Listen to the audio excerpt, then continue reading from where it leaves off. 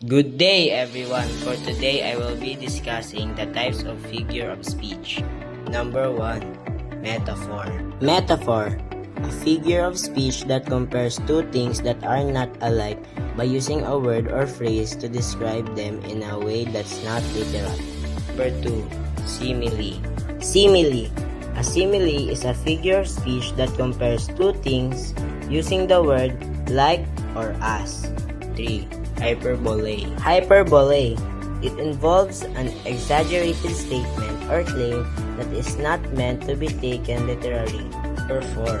Understatement. Understatement minimizes the significance of something. Number 5. Irony. Irony.